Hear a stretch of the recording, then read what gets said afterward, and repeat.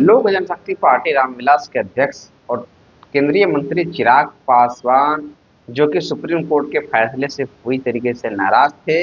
लेकिन supreme court के फैसले के बाद जो एससी एसटी में क्रीमी लेयर जैसे प्रावधान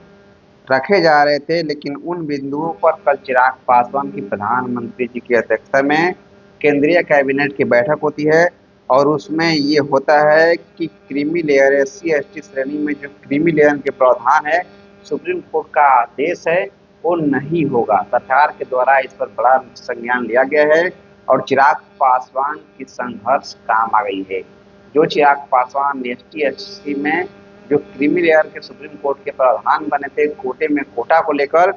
उसको पूरी तरीके से चिराग पासवान ने अपने केंद्रीय कैबिनेट की बैठक में प्रधानमंत्री जी की अध्यक्षता में जो बैठक हुई उसमें इसको पूरी तरीके से नहीं लागू करने की प्रधानमंत्री जी के द्वारा बात कही गई थी। जो चिराग पासवान जो कि लोजपा प्रमुख है, जो कि इस बातों को पूरी तरीके से प्रमुखता से चिराग पासवान इसकी जबरदस्त तरीके से लड़ाई लड़ रहे थे कि इसको सुप्रीम कोर्ट में पुनर्विचार होना चाहिए। वहीं प्रधानमंत्री जी का स्टेटमेंट आया है जो कि चिराग पासवान जी की अध्यक्षता में एक बैठक की गई थी, केंद्रीय कैबिनेट की बैठक थी। उस बैठक में फैसला लिया गया और प्रधानमंत्री जी खुद कहे कि इसका